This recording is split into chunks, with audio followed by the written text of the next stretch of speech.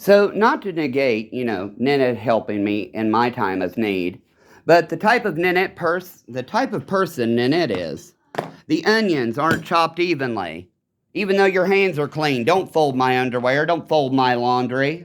I'm trying to help where I can as a good house guest. Just like when I was younger, if I wore my watch on my right wrist, I might as well have been fucking beaten. Always had to be the way that they saw it.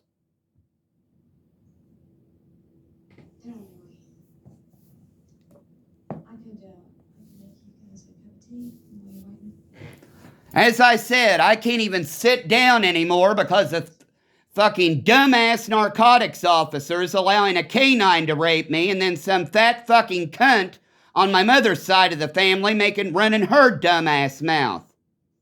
Under martial law. Yeah, right. Oh well.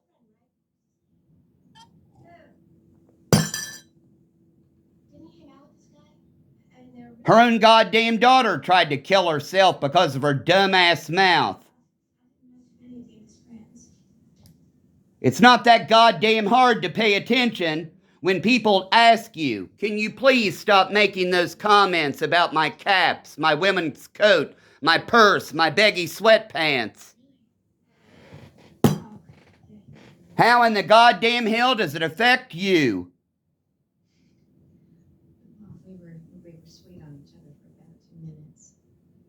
Like I said, my Uncle John and Ernie wouldn't even fucking speak to me driving on their way home to work from work.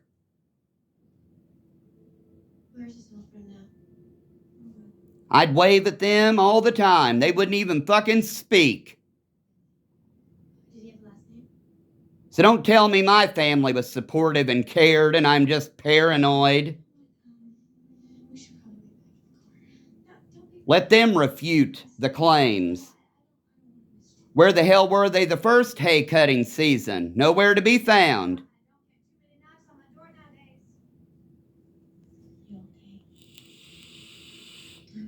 God only knows what Mom told them.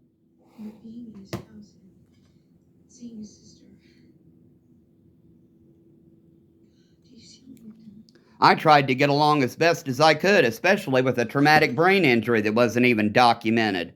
Skull fracture and bleeding, but no, nothing happened. Pushed down a flight of stairs. No, that didn't happen. Pushed off that bridge. No, that didn't happen. Like I said, Donna, my mother's side of the family, threatened to kill Nan and Bill for babying me, spoiling me. They're too easy on you. They're too good to you. That's why Donna was at the garage sale that day, begging for God's forgiveness in front of them. Not to mention Donna running her mouth about Nan helping so much. When my mother would be ill, I didn't see any of them around. So what now? Now we try and locate this bullet. If memory serves me correctly, my mother's youngest sister, Anita, told Nan that she needed to get her ass back up on the hill and keep it there. When my mother was in St. Clair that one time, when I was younger,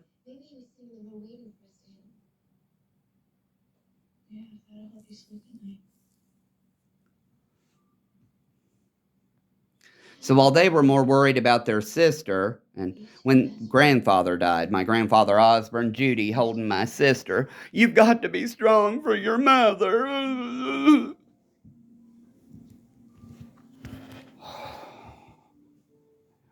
I didn't have a support system in my family. Tina, Ninette, as good as she is, her belief system with the Christianity and rebelling against it, but it has to be on her time or terms because the core philosophy is still there. Cleaning, cleaning, cleaning. Laundry, laundry, laundry. It has to smell nice or not at all. Food has to be Tina was really the only person that ever was real enough to reach out. Let me tell you what they made me post on social media about her in one of their fucking disgusting threats.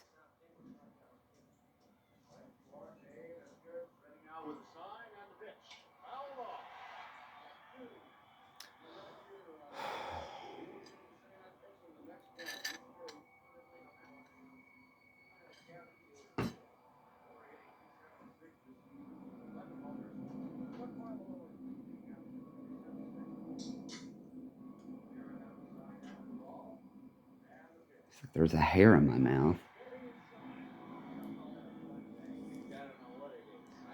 Oh, hooray.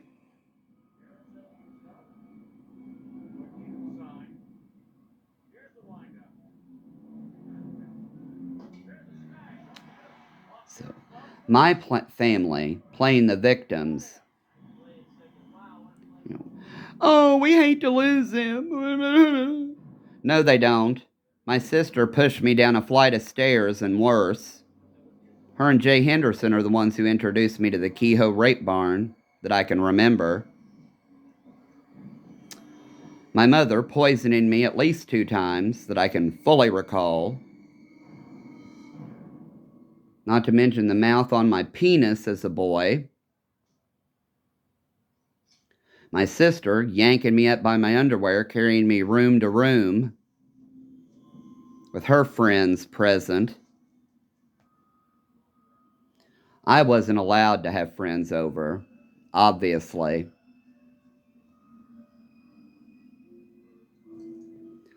I can't remember which one of the kids in school was like, they actually wanted to come over to the house to hang out with me. Was not allowed. And it was so surprising. I can't remember which one of the jock kids it was. Wasn't allowed. Because of all the crazy shit that went on in our household at night. What do you want? We're doing inventory at the store. I need you there by 10. I can't. I'm afraid to run. Well, Dad, put me in charge of the store, and I want you there by 10. The outgoing queen has to be there before we. So again, let me tell you why I killed myself.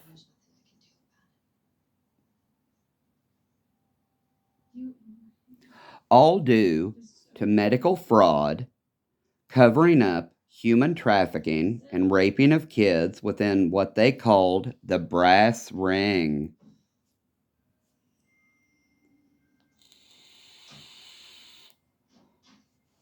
With doctors and lawyers and judges involved.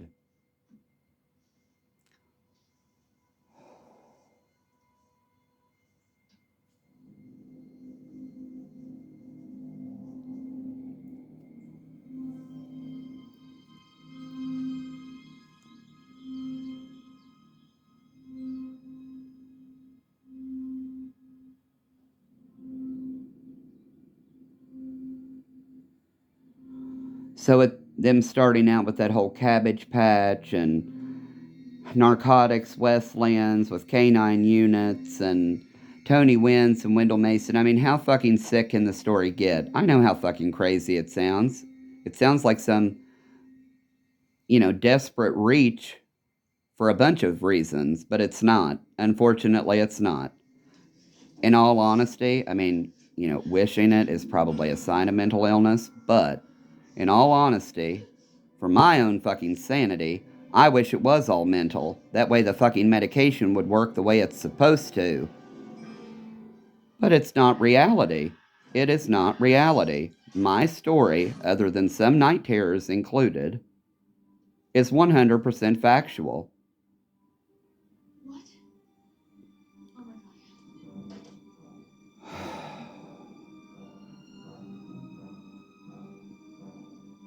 And you know what? Nobody gave a damn. Nobody gave a damn. Try to talk about it, starting with Charlotte Wentz all the way up to Aaron Thompson Neal and Susie Hull. Bitch slapped back in our faces at every turn.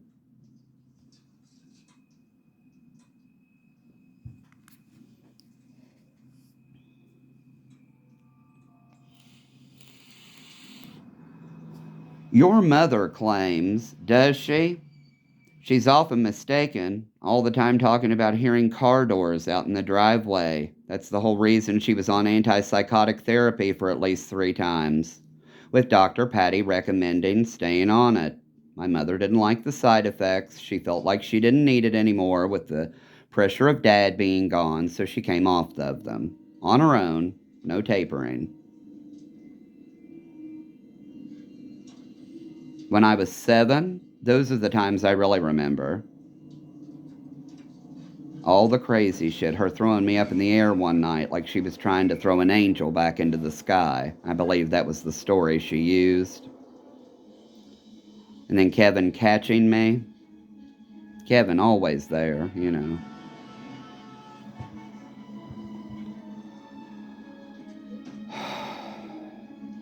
To her trying to smother me that time when I was 7. Her grabbing me and squeezing me as tight as she could, and Dad having to force her to let me go. But you know, nobody ever wanted to hear these stories, especially about Patrick Boggs' family. The Osbournes and his relation to them, the drugs, the rape, the sex, on and on and on.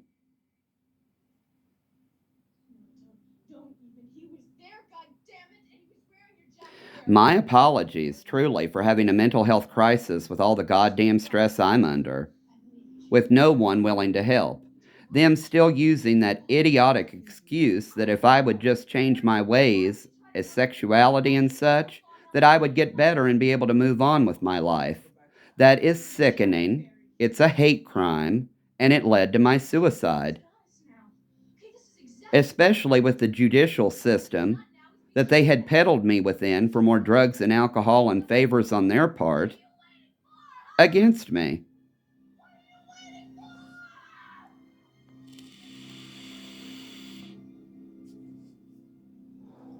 So, if that imaging, that magnetic resonance imaging, is a delusion or a hallucination, I can't wait to see the explanation and proof that it is. Because it's not.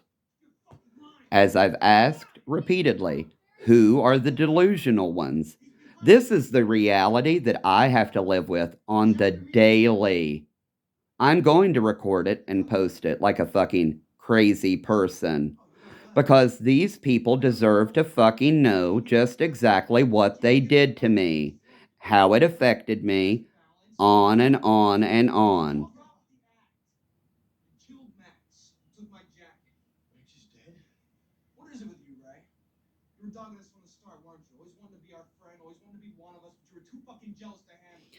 I sent Bonnie and my sister a message. Nanette's not doing well. I could use some assistance. I'll leave the key under the front mat in case you all want to come up here and help. Do you think they did? No.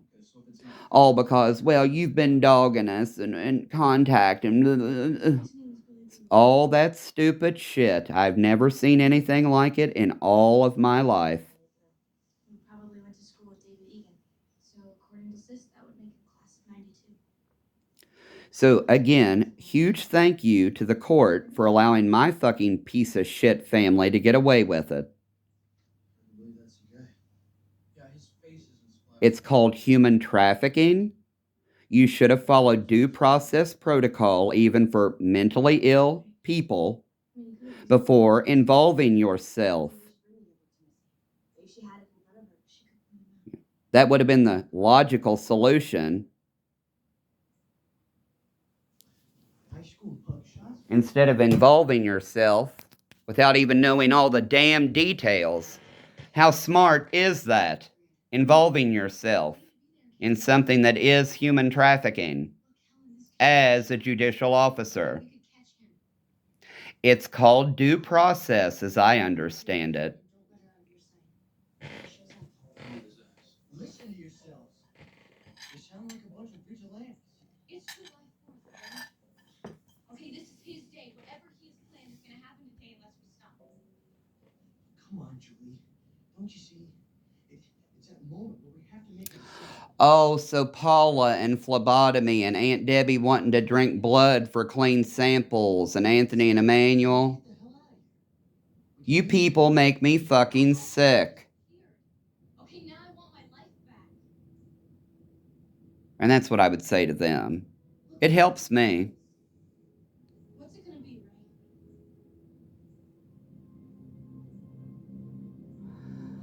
Ray? It helps me.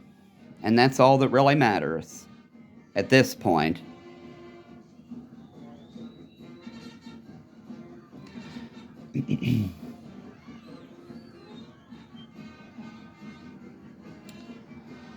Social workers and their mental health care facilities have fucked this up long enough, at least on paper. Also trying to overdose and kill my cousin who knew the story. So as I stated, they're not isolated incidents.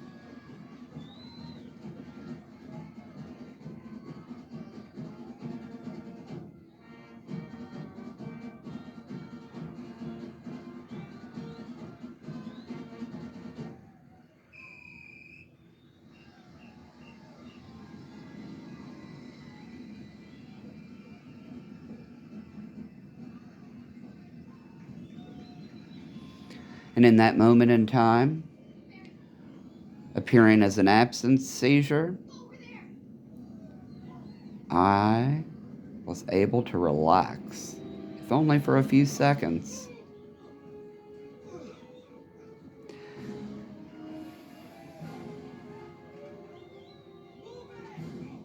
That's why I believe doctors should listen to their patients instead of being so fucking arrogant.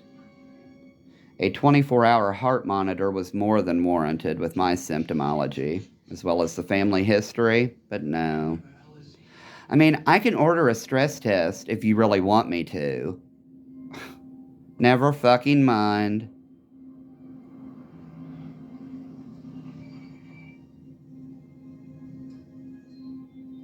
Never fucking mind.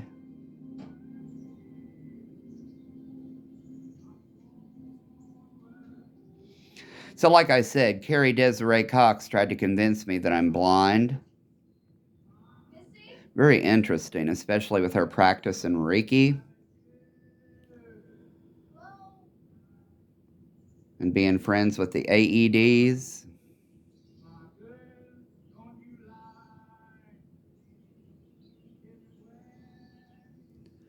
I don't recognize that number. I don't answer numbers I don't recognize.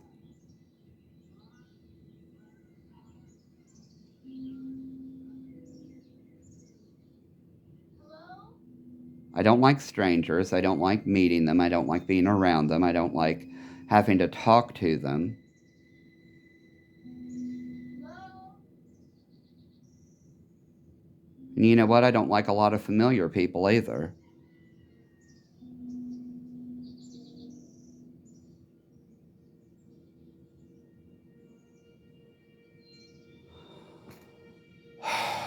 Well, at least the cannabis kicked in. Please. Please. Missy? Missy, do you remember me from the other day? You know, the car trouble? What did you do? And then a flashback to a gloved hand and then a gurney strap wrapped around my mouth. So that really fucking helps, triggering the PTSD with their fucking idiotic behavior. No offense, no disrespect. I try to fucking explain it as quickly as I can. I'm a victim of domestic violence and a rape survivor at the hands of narcotics law enforcement officers. Abused as if I had demons inside of me in a religious organization. And I fear for my life on the daily from people who complain about how I chop onions. So my apologies yet again for my neuropsychiatric symptoms created by being bludgeoned by a bunch of fucking rapey perverts.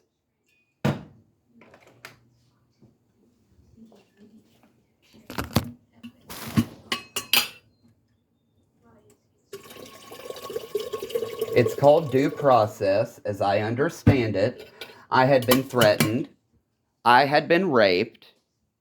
And they removed my Second Amendment rights to protect myself, which is absolutely fine with me because I'm not some vigilante nutcase, as they seem to imply. However, with the threat to life more than once, especially from Mason County law enforcement, Kim Razor made her intentions quite clear that she did not want me to be able to defend myself, and with the suicide-causing medications, there's a squirrel. I had to get this thing from the insurance company because they wouldn't pay me the money. Her intentions were quite clear. And it's not like I hadn't talked about them threatening to burn our house down pre her signature.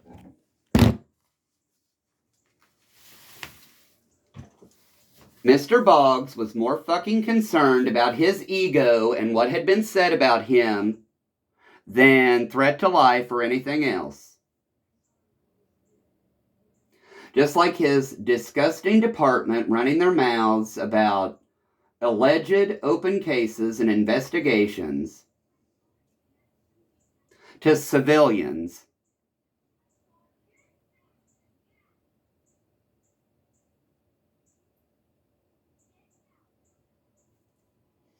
I would like to be able to sit in peace. And it's not some goddamn I need to get saved thing. That only makes it worse. Especially from my ex-husband's fucking family with their ties to narcotics and moving drugs.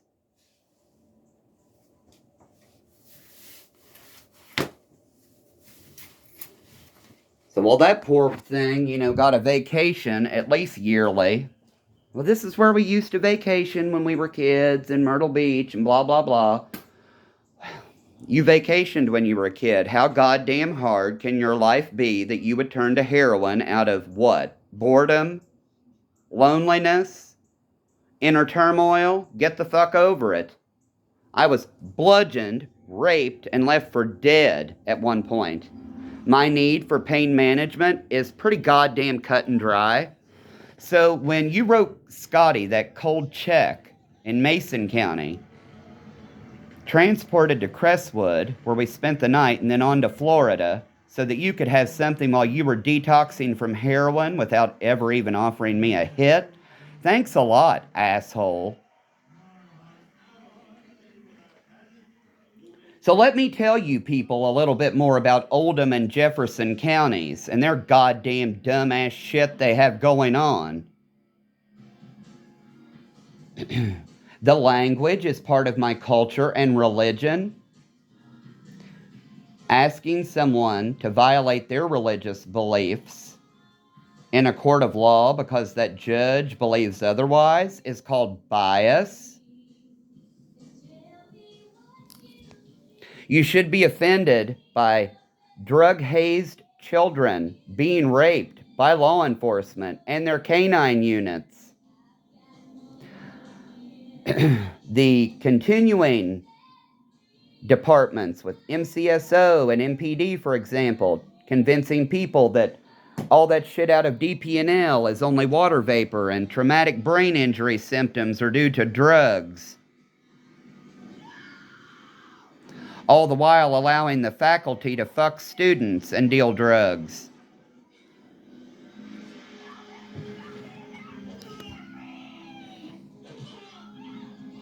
So my apologies for being such a bitch about these issues. I find them highly troublesome, especially the people who are allowed to get away with a hell of a lot more than just otherwise illegal activity.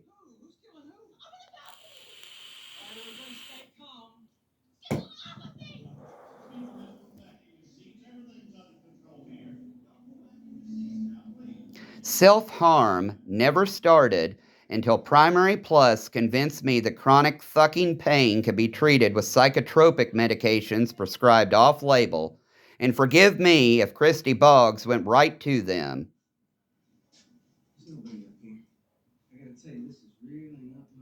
Quite convenient, isn't it? Kelly Moss, Nancy Gutman, Sean Ross, Patty Positek, Christy Boggs,